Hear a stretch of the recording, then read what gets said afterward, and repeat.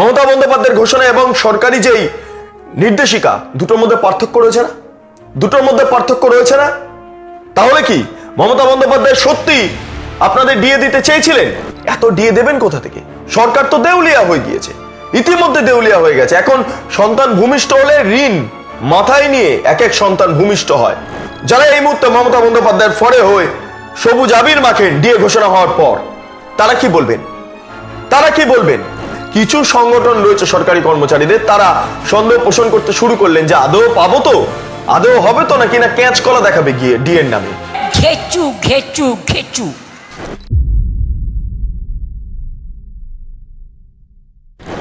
সরকারি কর্মচারীদের ভোট মমতা বন্দ্যোপাধ্যায় পাবেন না। ইলেকশন ডিউটি ভোট বা যেটা পোস্টাল ব্যালট, সেই সংক্রান্ত ভোট পাবেন না, এটা বুঝে নিয়েছেন মমতা বন্দ্যোপাধ্যায়। এবং বুঝে গিয়েছিলেন বলেই আশঙ্কা প্রকাশ করে ভোট ঘোষণা হওয়ার প্রায় 54 মিনিট আগে মমতা বন্দ্যোপাধ্যায় ডিএ ঘোষণা করে দেন। বুঝতে পারছেন, এমসিসি লাগু হলে ডিএ ঘোষণা করা যেত না, কারণ যখন থেকে ভোট ঘোষণা হয় তখন থেকে এমসিসি লাগু হয়ে যায়, নির্বাচনী আদর্শ আচরণ বিধি।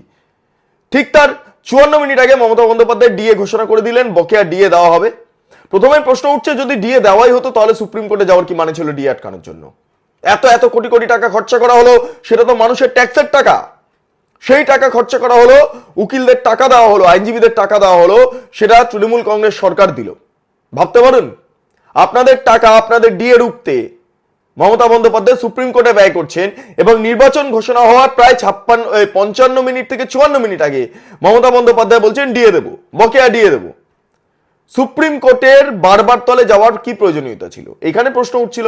যাই হোক, ডিএ আদৌ ঠিকঠাক সময় হবে কিনা, ডিএ নিয়ে সমস্ত কিছু বিষয়গুলো নিয়ে একটা আলোচনা চলছিল, একটা কানাকানি চলছিল, বিভিন্ন রকম কথাবার্তা চলছিল। মমতা বন্দ্যোপাধ্যায় কি প্রতারণা করতে পারেন? আপাতত তাই মনে হচ্ছে, কারণ মমতা বন্দ্যোপাধ্যায় এই মুহূর্তে দাঁড়িয়ে একটি নোটিফিকেশন, মমতা বন্দ্যোপাধ্যায় সরকারের তরফে একটা নোটিফিকেশন জারি করা হচ্ছে, এবং সেই নোটিফিকেশনে খুব ইম্পর্টেন্ট ভাবে বলা হচ্ছে, শিক্ষক, শিক্ষাকর্মী, পঞ্চায়েত, পুরসভা, বোর্ড, কর্পোরেশন, সরকার অধিগৃহীত পোষিত মিলিয়ে বিপুল সংখ্যক গ্রান্ট ইন এড কর্মচারীদের আপাতত বাদ রেখেই, আবারও বলছি, আপাতত বাদ রেখেই আংশিক বকেয়া ডিএ অর্থ কিস্তিতে দেওয়ার প্রক্রিয়া শুরু করতে চলেছে রাজ্য সরকার। আবারও বলছি, শিক্ষক, শিক্ষাকর্মী, পঞ্চায়েত, পুরসভা, বোর্ড, কর্পোরেশন, সরকার অধিগৃহীত পোষিত মিলিয়ে বিপুল সংখ্যক গ্র্যান্ট এড ইন এড কর্মচারীদের আপাতত বাদ রেখে আংশিক বকেয়া ডিএর অর্থ কিস্তিতে দেওয়ার সিদ্ধান্ত নিয়েছে রাজ্য সরকার। এই মর্মে নোটিফিকেশনটা আপনারা দেখতে পাচ্ছেন।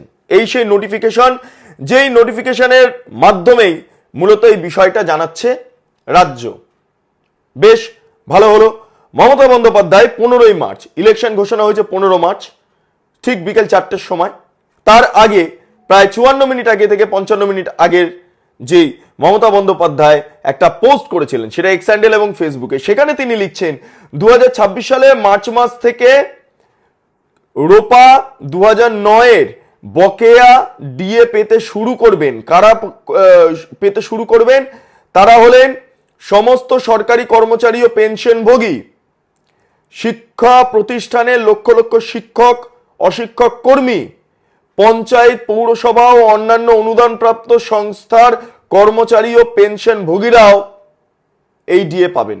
অর্থাৎ বকেয়া ডিএ ঘোষণা করছেন, যে বকেয়া ডিএ, সেই ডিএ মমতা বন্দ্যোপাধ্যায় ক্লিয়ার করার চেষ্টা করছেন। কিন্তু যখন নোটিফিকেশন জারি হচ্ছে তখন বলছেন শিক্ষক, শিক্ষাকর্মী, পঞ্চায়েত, পুরসভা, বোর্ড, কর্পোরেশন, সরকার অধিগৃহীত পোষিত মিলিয়ে বিপুল সংখ্যক গ্র্যান্ট ইন এড কর্মচারীদের আপাতত বাদ রেখেই আংশিক বকেয়া ডিএর অর্থ কিস্তিতে দেওয়ার প্রক্রিয়া শুরু করছে রাজ্য সরকার। এবং গুরুত্বপূর্ণভাবে এই নোটিফিকেশন জারি হয়ে গেছে, যেটাকে আদেশনামা বলা হচ্ছে, এবং এটা নিয়ে ইতিমধ্যে শোরগোল পড়ে গিয়েছে সরকারি কর্মচারীদের মধ্যে। বিভিন্ন সরকারি কর্মচারী সংগঠন রয়েছে যারা ডিএ নিয়ে আন্দোলন করছেন, যারা সুপ্রিম কোর্টে পর্যন্ত লড়াই করেছেন। তাদের তরফে আমি যেটা জানতে পাচ্ছি, কিঙ্কর অধিকারী বলছেন সুপ্রিম কোর্টের রায় অনুসারে মার্চ মাসে ডিএ দেওয়ার কথা ছিল। সেই সমস্ত কিছু মান্যতা বা ডিএফএ নিয়ে অত সক্রিয়তা দেখায়নি মমতা বন্দ্যোপাধ্যায় সরকার। উল্টে এই যে সিদ্ধান্ত বা এই যে নোটিফিকেশন জারি করা হয়েছে তার মাধ্যমে এটা কার্যত স্পষ্ট হচ্ছে যে মমতা বন্দ্যোপাধ্যায় সরকারি কর্মচারীদের বিপক্ষে রয়েছেন। সরকারি কর্মচারীদের বিপক্ষে মমতা বন্দ্যোপাধ্যায় রয়েছে বলেনি এতদিন ধরে তিনি ডিএ দেননি, ডিএ থেকে সরকারি কর্মচারীদের বিরত রেখেছেন। কিন্তু খুব তাৎপর্যপূর্ণভাবে সরকারি কর্মচারীদের মধ্যে যখন ক্ষোভ দানা বাঁধতে শুরু করলো, যখন পুলিশের মধ্যে ক্ষোভ দানা বাঁধতে শুরু করলো, পুলিশ বিদ্রোহ দেখা দিল, পুলিশকে দিয়ে তারপর মমতা বন্দ্যোপাধ্যায়ের পুলিশ চেষ্টা করলেন, আবারও বলছি পুলিশকে দিয়ে মমতা বন্দ্যোপাধ্যায়ের পুলিশ চেষ্টা করলেন পোস্টাল ব্যালট কি করে লুট হবে তার একটা ব্লুপ্রিন্ট তৈরি করতে, কিন্তু সেটা সম্ভব হলো না। পুলিশ বলল আমরা ডিএ পাই না, আমরা ডিএ পাই না, আমরা এই মুহূর্তে আমাদের মেরুদণ্ড সোজা করে কাজ করব, আর বাঁকাবো না, কোনো রাজনৈতিক দলের কাছে মাথা নত করব না, সেটা যেই হন না কেন, যিনি দাঁড়ান না কেন, এমনকি পুলিশ মন্ত্রী দাঁড়ালেও আমরা আমাদের ডিউটির সাথে বিশ্বাসঘাতকতা করব না।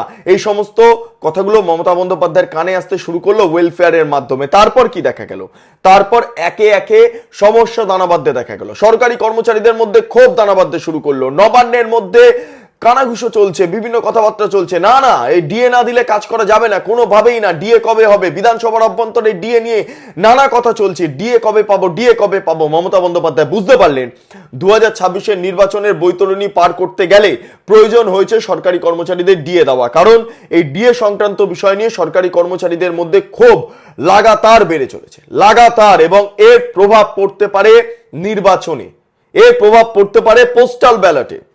ভাবুন ভাবুন, ভাবা প্র্যাকটিস করুন।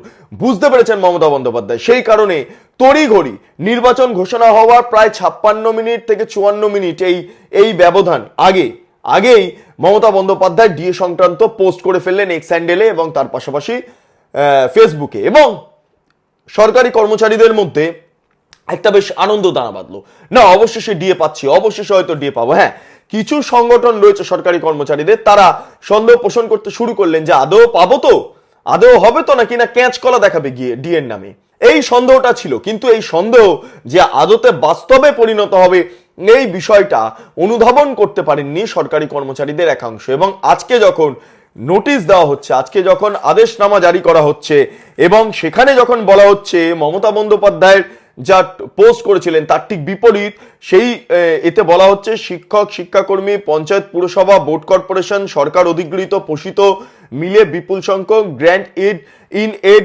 সরকারি কর্মচারীদের আপাতত বাদ রেখেই আংশিক বকেয়ার বা ডিএর অর্থ কিস্তিতে দেওয়ার প্রক্রিয়া শুরু করতে চলেছে রাজ্য সরকার। এবং এইখানেই মমতা বন্দ্যোপাধ্যায় যে পোস্ট, মমতা বন্দ্যোপাধ্যায় যে বলেছেন সমস্ত সরকারি কর্মচারী ও পেনশনভোগী শিক্ষা প্রতিষ্ঠানের লক্ষ লক্ষ শিক্ষক এবং অশিক্ষক কর্মী, পাশাপাশি পঞ্চায়েত, পৌরসভা এবং অন্যান্য অনুদানপ্রাপ্ত সংস্থার কর্মচারী ও পেনশনভোগীরা 2026-এর মার্চ মাস থেকে তারা রোপা 2009-এর ডিএ, বকেয়া ডিএ পেতে শুরু করবেন। এবার মমতা বন্দ্যোপাধ্যায় যে পোস্ট করেছেন তার সঙ্গে যেই নির্দেশিকা ইতিমধ্যে জারি করা হয়েছে, দুটোর মধ্যে হেল অ্যান্ড হেভেন ডিফারেন্স। অর্থাৎ সেই প্রতারণার সম্মুখীন হলেন সরকারি কর্মচারীরা। মমতা বন্দ্যোপাধ্যায় ডিএটা দেবেন কোথা থেকে? এত পরিমাণ ডিএ দিলে তো আর ইলেকশন লড়তে পারবেন না। টাকা কোথা থেকে পাবেন? তৃণমূল কংগ্রেসের ইনকাম কমে গিয়েছে, অনেক কমে গিয়েছে, যা ইনকাম হয়েছে তার চেয়ে বেশি ব্যয় হয়েছে। এই সংক্রান্ত খবর ইতিমধ্যে বেঙ্গল লিবার্টির পর্দাতেও আপনারা দেখতে পারবেন। ভোটের সময় মমতা বন্দ্যোপাধ্যায়ের হাতে কানাকড়ি নেই, রীতিমতো ধার করে তাকে এই রাজনৈতিক লড়াই চালাতে হচ্ছে, নির্বাচন চালাতে হচ্ছে। এর মাঝে এত ডিএ দেবেন কোথা থেকে? সরকার তো দেউলিয়া হয়ে গিয়েছে, ইতিমধ্যে দেউলিয়া হয়ে গেছে। এখন সন্তান ভূমিষ্ঠ হলে ঋণ মাথায় নিয়ে এক এক সন্তান ভূমিষ্ঠ হয়, ভবিষ্যৎ প্রজন্ম শেষ, শিক্ষা শেষ। এবার সরকারি কর্মচারীদের ডিএ থেকেও কি করে বঞ্চিত করা হচ্ছে তা কার্যত এইটারই প্রমাণ, এই নোটিফিকেশনই প্রমাণ। এবার যারা সরকারি কর্মচারীরা রয়েছেন তারা ভাবা প্র্যাকটিস করুন। মমতা বন্দ্যোপাধ্যায়ের ঘোষণা এবং সরকারি যেই নির্দেশিকা, দুটোর মধ্যে পার্থক্য রয়েছে না? তাহলে কি মমতা বন্দ্যোপাধ্যায় সত্যি আপনাদের ডিএ দিতে চেয়েছিলেন, নাকি না নির্বাচনী বৈতরণী পার করতে গিয়ে একটা ঘোষণা করার জাস্ট নর্মাল ঘোষণা করে দিয়েছেন, এবং ঘোষণা করে তো বিপদে পড়েছেন, কারণ খাল কেটে কুমির তিনিই আনলেন, ফলে তাকে তো কিছু না কিছু ডিএ দিতেই হবে, ফলে আজকে এই নোটিফিকেশন জারি করা হচ্ছে। এইটাই হচ্ছে অ্যাকচুয়াল পয়েন্ট, এটাই অ্যাকচুয়াল পয়েন্ট। তাহলে সরকারি কর্মচারীদের একাংশ যারা এই মুহূর্তে মমতা বন্দ্যোপাধ্যায়ের ফরে হয়ে সবুজ আবির মাখেন ডিএ ঘোষণা হওয়ার পর, তারা কি বলবেন? তারা কি বলবেন? কোনো উত্তর রয়েছে? ডিএ হক, এটা হক, অধিকার ছিনিয়ে নিতে সুপ্রিম কোর্টে পর্যন্ত লড়াই করেছেন সরকারি কর্মচারীরা। মমতা বন্দ্যোপাধ্যায় সরকার বারবার সুপ্রিম কোর্টে গেছেন যাতে ডিএ আটকানো যায়। সত্যি যদি ডিএ দেওয়ার দরকার ছিল বা তিনি যদি মনে করতেন ডিএ প্রয়োজনীয়তা রয়েছে, তাহলে সুপ্রিম কোর্টে কোটি কোটি টাকা ব্যয় করতেন না আইনজীবীদেরকে টাকা দিয়ে। তিনি বলে দিতেন ডিএ ঠিক দেব। নির্বাচনের বৈতরণী পার হতে গিয়ে সমস্যায় পড়তে হবে, সেই কারণের জন্য তিনি তড়িঘড়ি ডিএ ঘোষণা করলেন। যাই হোক, আপনারা ভাবার প্র্যাকটিস করুন। আপনাদের কোনো মতামত থাকলে অবশ্যই কমেন্ট সেকশনে জানান। আপনারা এতক্ষণ ধরে দেখছিলেন বেঙ্গল লিবার্টি চ্যানেলটি। অবশ্যই ভালো লাগলে লাইক করুন, সাবস্ক্রাইব করুন, শেয়ার করুন, বেল আইকন ক্লিক করুন www.bengalliberty.com, সেখানে ক্লিক করুন। সমস্ত খবর আপনাদের জন্য সাজানো রয়েছে। স্বাধীন, কাঁচিন এবং গেরিলা সাংবাদিকতার পাশে দাঁড়ান। অসংখ্য ধন্যবাদ।